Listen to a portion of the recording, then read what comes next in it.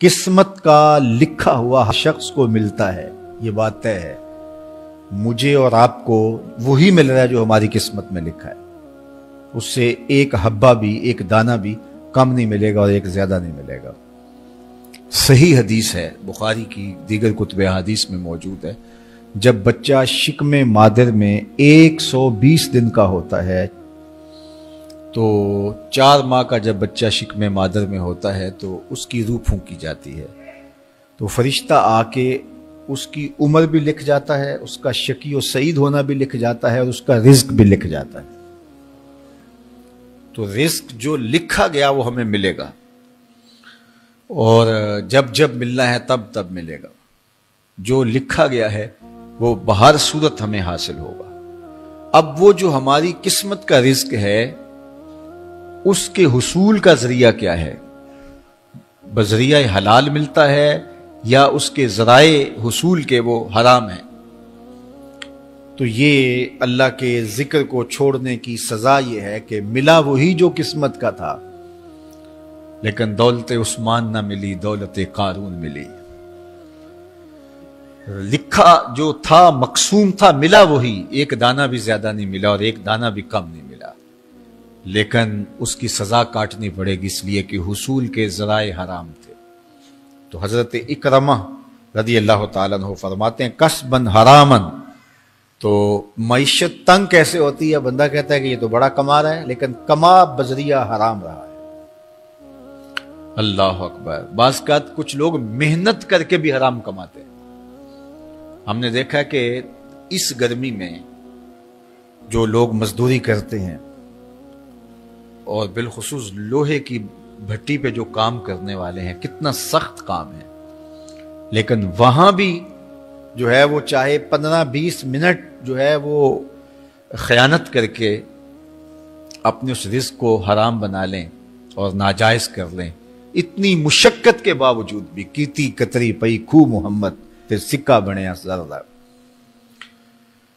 تو ایک سودا ایسے بھی بک جاتا اگر 2 منٹ گاہک کو دیتا، لیکن جھوٹی قسم کھا لی اور وہ لے کے چلا گیا، سودا تو بک گیا لیکن ذریعہ اس کا حرام ہو گیا۔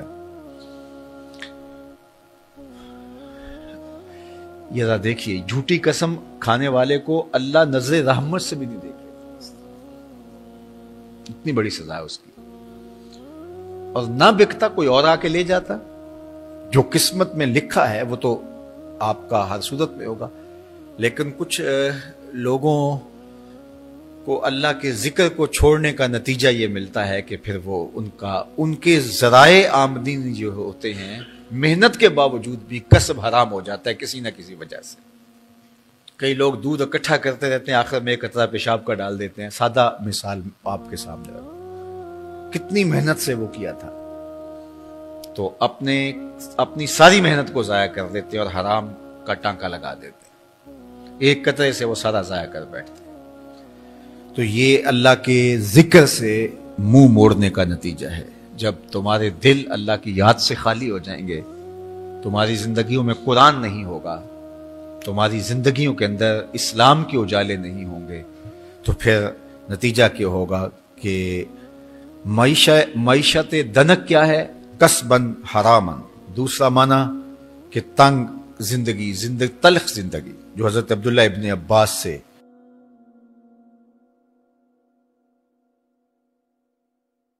یہ امت خلیفہ بلا فصل، خلیفہ اول، امیر المومنین حضرت سیدنا ابو بکر صدیق رضی اللہ تعالیٰ عنہ کی مرہون منت ہے، ان کی احسان مند ہے۔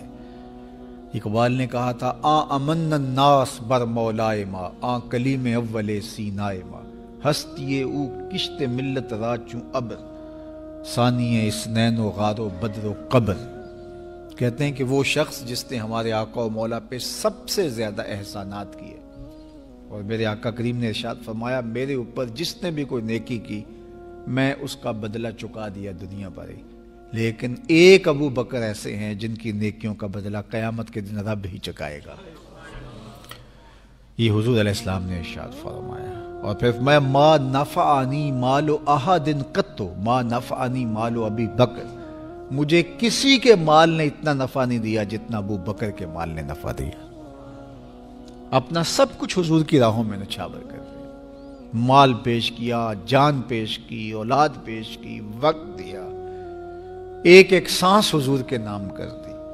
کہتے ہیں حضور علیہ السلام کا سایہ نہیں تھا، لیکن ابو بکر رضی اللہ تعالیٰ عنہ سایہ بن کے حضور کے ساتھ رہے، سائے کی طرح حضور کے ساتھ رہے. بدر کے ساتھی، حضر کے ساتھی، سفر کے ساتھی، غار کے ساتھی، حد ہو گئی مزار کے ساتھی. اللہ اکبر. ایک دن حضور ایسے نکل رہے ہیں مسجد نبوی سے تو کوئی لوگ داخل ہو رہے تھے، تو حضور کے دائیں ہاتھ میں ابو بکر کا ہاتھ تھا، بائیں میں حضرت عمر کا ہاتھ تھا. تو حضور ایسے دونوں کے ہاتھ پکڑ کے باہر نکل رہے تھے، تو کسی کو اندر آتے دیکھا تو اس کو دیکھ کر کے کہا قیامت کے دن ہم قبروں سے یوں ہی اٹھائے جائیں گے. میرے دائیں ہاتھ میں ابو بکر کا ہاتھ ہوگا، بائیں ہاتھ میں عمر کا ہاتھ ہوگا. اللہ اکبر. سیدہ کہول اہل الجنہ، جنت کے بوڑھوں کا سردار کہا. ابو بکر فی الجنہ، جنت کی بشارت دی. عشرہ مبشرہ میں سے پہلا نام حضرت ابو بکر رضی اللہ تعالیٰ عنہ کا ہے. فرمایا میرے 2 وزیر آسمان پہ ہیں، 2 وزیر زمین پہ ہیں. آسمان پہ میرے 2 وزیروں کا نام جبرائیل و میکائیل ہے، اور زمین پہ اوپر میرے 2 جو وزیر ہیں، ایک کا نام ابو بکر ہے، ایک کا نام عمر ہے. تو کیا شان ہے حضرت ابو بکر صدیق رضی اللہ تعالیٰ. ہر نبی کا صحابی عظمتوں کے معراج پہ ہے، لیکن جو شان حضور کے اس جان نثار کو دی گئی ہے، اللہ اکبر. قرآن نے بھی کہا نا وَثَانِيَ اثْنَيْنِ إِذْ هُمَا فِي الْغَارِ. اللہ اکبر. 2 میں سے دوسرا، اللہ اکبر. جب وہ غار میں تھے، 2 میں سے دوسرا. اس لفظ کی خوبصورتی ملاحظہ کیجئے، 2 میں سے دوسرا. حضرت عمر کہا کرتے تھے، حضرت صدیق اکبر کا ذکر کرتے ساتھ رو پڑتے اور کہتے کہ ابو بکر میری ساری زندگی کی نیکیاں لے لیں، وہ غار والی ایک نیکی مجھے دے دیں. ساری نیکیاں زندگی کی ابو بکر لے لیں، ایک نیکی غار والی مجھے دے دیں. تو ان کی ساری نیکیاں ایک طرف اور ابو بکر کی ایک نیکی ایک طرف. اور حضرت عمر کہا کرتے تھے کاش میں ابو بکر کے سینے کا بال ہی ہوتا. کوئی کم شان ہے؟ یہ حضرت عمر کہہ رہے ہیں. یہ عمر جس کے بارے میں میرے حضور علیہ السلام نے فرمایا کہ میرے بعد اگر نبوت کا دروازہ بند نہ ہوا ہوتا، میرے بعد اگر کسی نے نبی ہونا ہوتا تو وہ عمر ہوتا. اتنی شانوں کے مالک. ان الشیطان یفر من ظل عمر، شیطان عمر کے سائے کو دیکھ کے بھاگ جاتا ہے. وہ عمر کہہ رہے ہیں کاش میں ابو بکر کے سینے پر اگا ہوا بال ہی ہوتا. یہ شان ہے، یہ عظمت ہے. سارے حضور کے صحابی عظمتوں کے معراج پر، لیکن ان کی شان ہی وکری ہے. کسی پنجاب شاعر نے کہا کہ سارے یار نبی دے سونے، نہیں کوئی اینا یاراں ورگا، نہ کوئی ہویا نہ کوئی ہوسی، اینا جان نثاراں ورگا، نہ اس دھرتی پیدا کیتا، اینا یاراں ورگا، اعظم شان صدیق کی دساں اکو یار ہزاراں ورگا. وہ عظمتوں کی کس معراج پہ امن الناس بر مولائے ماں، کلیم اول سینائے ماں، ہستی او کشت ملت راچو ابر، ثانی سنین و غار و بدر و قبر. بدر کے بھی ساتھی، قبر کے بھی ساتھی، مزار کے بھی ساتھی، غار کے بھی ساتھی. اور اسلام کی کھیتی کے لیے ابر بہار کی طرح برسے اور سیراب کر گئے. اور اس امت کے لیے انہوں نے جو کام کیا وہ انہی کا مقصود